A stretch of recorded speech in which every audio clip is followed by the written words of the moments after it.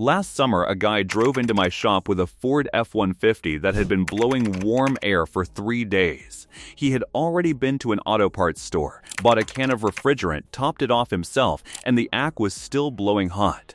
By the time I got the truck on the lift and ran a proper diagnosis, here is what I found. The compressor was dead. Not weak, not struggling dead. Seized, the kind of failure that does not get repaired. It gets replaced. The estimate I handed him that afternoon was $1,400 in parts and labor, and that was on the conservative end because we caught it before it had a chance to send metal fragments downstream into the rest of the system. Here is the part that made this genuinely painful. As I walked through what caused the failure with him, habit by habit, it became clear that this compressor had been slowly dying for at least 2 summers, not because of a manufacturing defect, not because of bad luck, because of things he was doing every single day that he had no idea were destroying it. Every one of those habits felt completely normal. Some of them felt like the smart thing to do. One of them, the one that probably accelerated the failure more than anything else, is something the majority of Ford owners do every single hot day without a second thought. Today, I am going through all 7. What each one actually does to your compressor, why it causes the damage it causes, and exactly what to do differently, most of it starting tonight, before this summer takes another compressor with it. Let's get into it. Before we get into the list, hit subscribe right now and turn on the bell notification. Every week on this channel, we cover the real reasons Ford components fail and exactly what to do about it before the repair bill lands on your dashboard. The HVAC system is one of the most expensive things to fix on a modern truck, and almost nobody covers it properly. Subscribe now, and let's get into what is frying your compressor. A quick word on what your compressor actually is, before the habits, 30 seconds of context, because understanding what the compressor does changes how seriously you take every item on this list. The AC compressor is the heart of your entire climate system. It is a belt-driven pump that pressurizes refrigerant and circulates it through the system from the compressor, through the condenser at the front of the truck, through the expansion valve, through the evaporator inside the dashboard, and back around again. Every other component in the AC system depends on the compressor doing its job at the right pressure and the right flow rate. It is also the most expensive single component in the system by a significant margin. On a Ford F-150, compressor replacement typically runs between $800 and $1,800, depending on the engine, the year, and whether the failure sent debris through the system requiring a full flush and additional component replacement. The condenser, the receiver dryer, the expansion valve, if a compressor fails catastrophically, all of those components can be contaminated by metal particles and need replacement alongside it. A $1,400 compressor job can become a $2,500 job quickly when the failure is severe enough. The compressor is also the component most directly affected by owner habits. Unlike engine internals that are relatively sealed from daily behavioral choices, the AC compressor's health is heavily influenced by how you actually use the system every single day, which is exactly why the habits we are about to cover matter as much as they do. Habit #7. Cranking the AC to max the moment you get into a scorching hot cabin. This is the habit that feels the most logical of everything on this list, which is exactly why so many people do it without question. You open the door of a truck that has been sitting in a parking lot in July. The cabin temperature has climbed to somewhere that feels genuinely dangerous. You get in, you hit max AC immediately, and you sit there willing the system to cool things down faster. Here is what is actually happening to your compressor in that moment. When a vehicle has been sitting in the sun for hours, the refrigerant inside the AC system has been sitting in extreme heat as well. The pressure inside the system has climbed significantly above its normal operating range.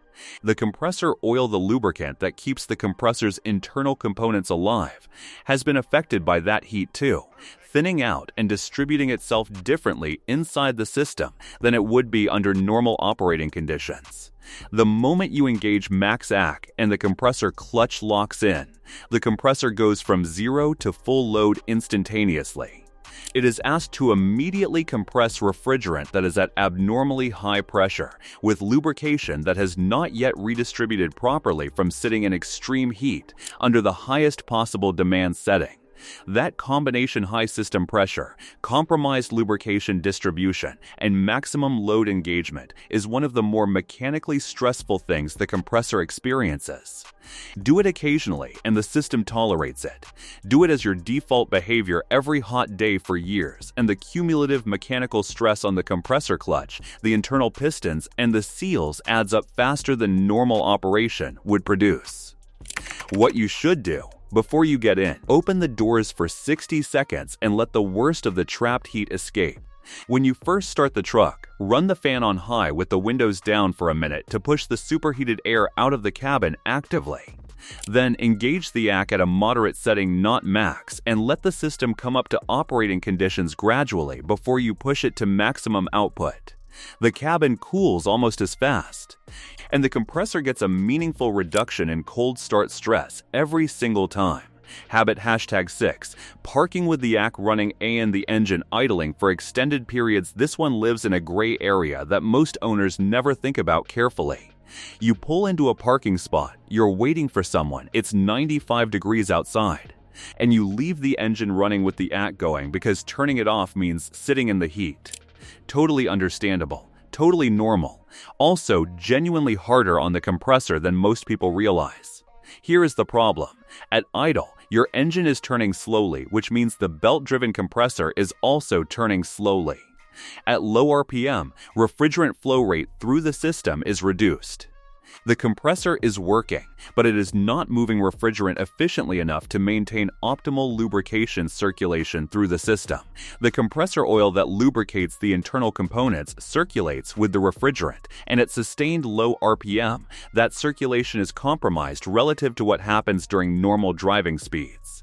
At the same time, a stationary truck has no airflow moving through the condenser at the front of the vehicle.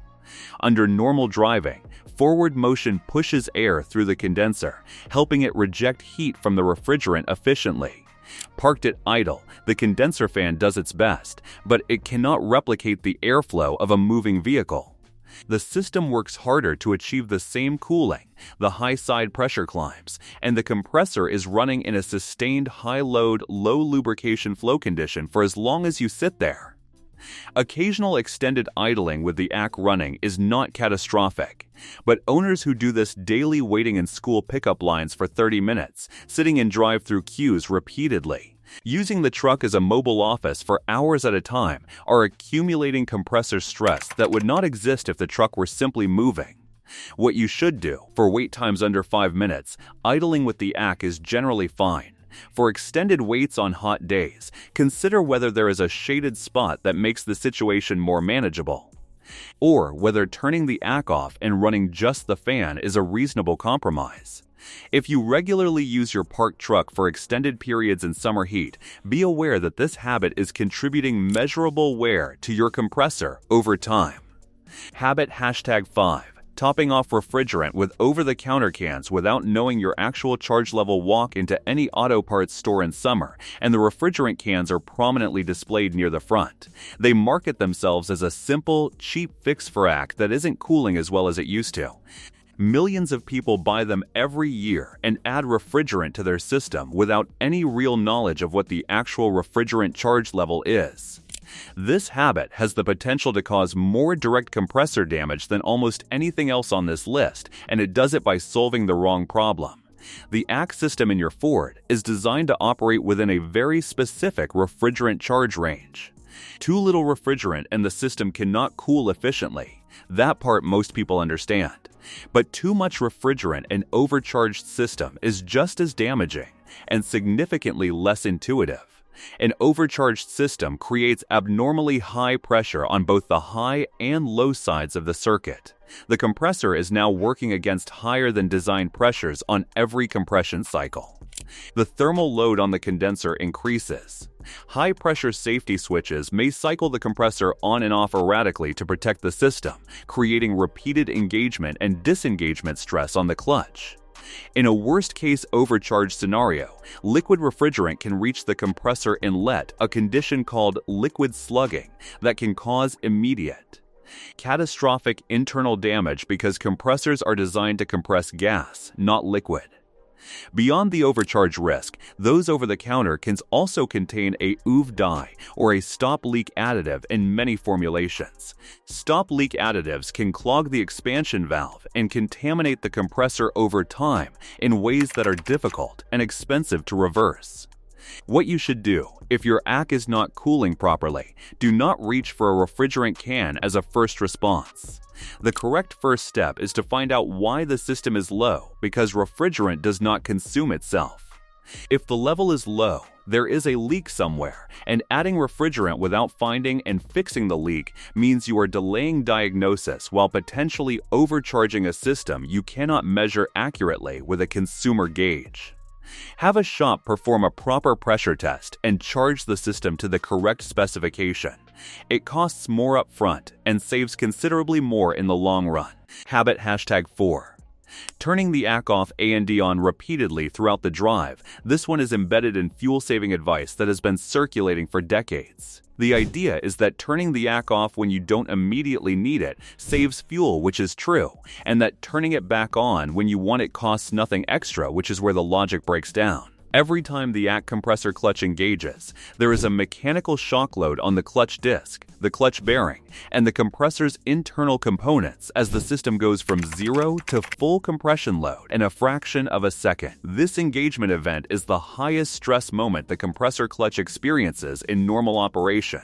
Modern compressor clutches are engineered to handle a reasonable number of engagement cycles over the life of the component. The problem is owners who turn the AC off and on constantly throughout a drive off when moving at highway speed because it feels unnecessary, on when slowing for traffic, off when they open a window, on 5 minutes later. Every on cycle is a clutch engagement event. An owner who engages and disengages the compressor 15 times during a 40-minute commute is putting the clutch through dramatically more mechanical stress than an owner who simply leaves it running at a moderate setting for the same drive. Compressor clutch failure, where the clutch itself wears out or the clutch bearing seizes, is one of the more common compressor-related repairs. And the owners who cycle their AC constantly are disproportionately represented in that failure category. What you should do, if you want to reduce the fuel consumption impact of the AC system, lower the fan speed and raise the temperature setting rather than turning the compressor on and off repeatedly. The compressor runs at lower output, the fuel impact is reduced, and the clutch is not being subjected to repeated engagement shock. Choose a setting and largely leave it there for the duration of the drive. Habit #3. Never running the AC in winter A&D. Why that silence is killing the seals. This habit is almost invisible because it feels like the correct thing to do. It is cold outside. You do not need air conditioning, so you do not use it for months, and the AC system sits completely idle from October through April. Here is what happens to a refrigerant system that sits completely unused for 5 or 6 months. The seals and O-rings throughout the AC system at every connection point, every component junction, every place where refrigerant is contained, need the lubricating oil that circulates with the refrigerant to stay supple and maintain their sealing integrity. When the system runs, oil circulates continuously and the seals stay conditioned. When the system sits idle for months, that lubrication stops reaching the seal. In cold temperatures, rubber seal material contracts and becomes less flexible. Over time, seals that have been deprived of lubrication and subjected to temperature-driven contraction develop micro-crack and reduced sealing ability. The result is refrigerant leaks that develop slowly during the off-season and announce themselves when you first turn the AC on in the spring. A system that used to cool fine is now noticeably weaker because it has lost charge through seals that degraded over winter. And the subsequent recharge, if handled with an over-the-counter can rather than a proper diagnosis, leads directly into the problem we covered in Habit 5. There is also the compressor oil pooling issue. Over a long idle period, oil settles in the lowest point of the system rather than being distributed throughout. When the compressor engages after months of sitting, there is a brief period where lubrication is not yet redistributed to all the surfaces that needed. Another cold start stress event on a system that just went through a full winter without any conditioning. What you should do: Run your ACK system for 10 to 15 minutes at least once a month throughout the winter, even on cold days. You do not need to blast cold air into a freezing cabin. Set the temperature to heat, turn the ACK on through the defrost setting or manually, and let it run. The compressor circulates oil, the seals stay lubricated, and the system stays conditioned through the off-season. This single habit change is one of the highest value, lowest cost things you can do for the longevity of your entire ACK system. Habit #2. Ignoring the condenser and never cleaning it. The condenser sits at the very front of your truck, directly behind the grill. Its job is critical. It takes the hot, high-pressure refrigerant coming out of the compressor and rejects that heat into the outside air, turning the refrigerant from a hot gas into a liquid that can continue through the system and eventually absorb heat from your cabin. The condenser can only do that job effectively if air can flow through its fins unobstructed. And if you have ever looked closely at the condenser on a truck that has been driven for any length of time, what you find is a dense mat of road debris bugs, dirt, cottonwood seeds in summer, leaves, mud packed into the condenser fins and blocking airflow across the entire surface. When condenser airflow is restricted, it cannot reject heat efficiently. The refrigerant arriving at the condenser stays hotter and at higher pressure than it should. That elevated high side pressure forces the compressor to work harder on every compression stroke to push refrigerant through. The operating temperatures throughout the system climb. The compressor runs hotter, under higher load, for longer periods than it was designed to sustain. And it does this every single drive until someone takes 10 minutes to clean the condenser. A clogged condenser is one of the most commonly overlooked contributors to premature compressor wear, and it is also one of the cheapest and easiest things to fix. Yet the overwhelming majority of Ford owners have never once looked at their condenser, much less done anything to maintain it. What you should do, at least once per season, get under the front of the truck and look at the condenser. A garden hose with moderate pressure directed through the front of the grill or from the engine bay side outward will clear most accumulated debris. Be gentle with the fin material, which is soft aluminum and bends easily under high pressure. Some debris may require a soft brush to dislodge. 10 minutes of work restores condenser efficiency, reduces high side pressure, and gives your compressor meaningfully easier working conditions for the rest of the summer. Habit #1. Ignoring the first signs of trouble. Because the ACK still kind of works, this is the habit that earns the top spot, because it is the one that converts a manageable, affordable repair into the $1,400 estimate that opened this video, and sometimes into something considerably more expensive than that. Modern ACK compressors do not fail suddenly in most cases. They fail gradually, announcing their deteriorating condition in ways that are easy to notice if you know what to look for, and easy to explain away if you do not. The early warning signs are specific.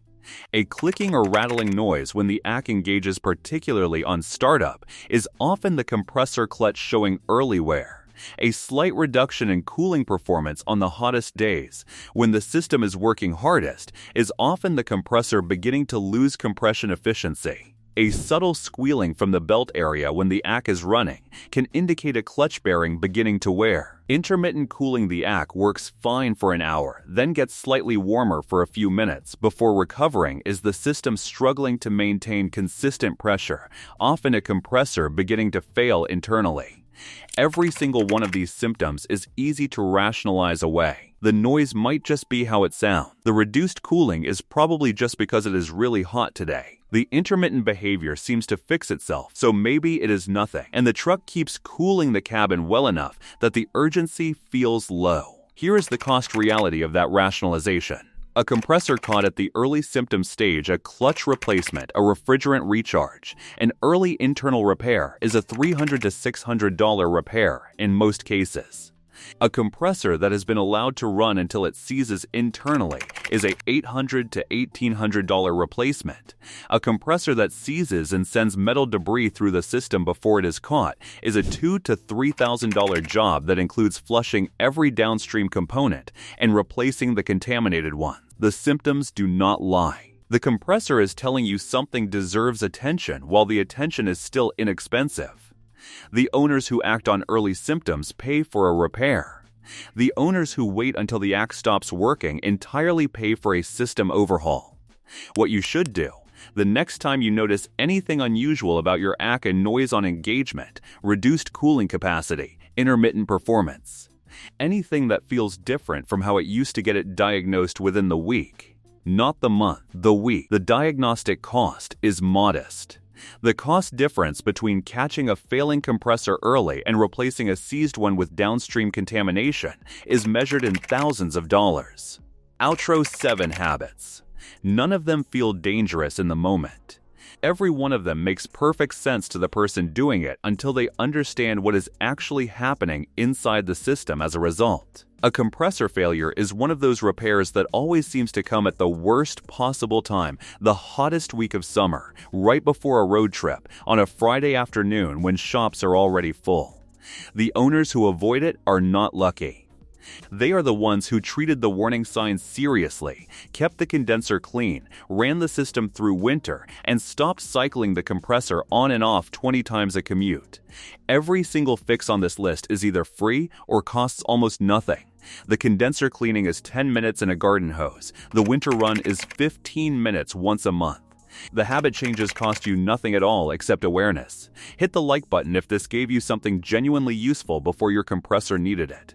Subscribe and turn on the bell so you never miss what we put out next. Now here is my question for the comments. Which of these 7 habits is your Ford most guilty of right now? Pick one and be honest. A. I have been cranking MaxAC the moment I get in every single hot day, and I never once thought about what that cold start stress was doing to the compressor. I'm changing that habit starting tomorrow morning. B.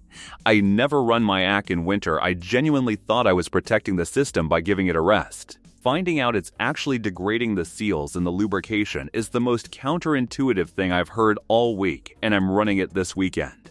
C. My AC has been making a noise on startup or cooling slightly worse than it used to, and I have been explaining it away for weeks. After hearing the cost difference between catching it early and replacing a seized compressor, I'm booking a diagnostic appointment tomorrow. Drop your answer below. I read every comment. And if your Ford's AC has been showing symptoms not covered in this video, specific noises, specific behaviors, a particular model year, describe it in the comments with your engine and year, and let's figure out what your system is actually telling you.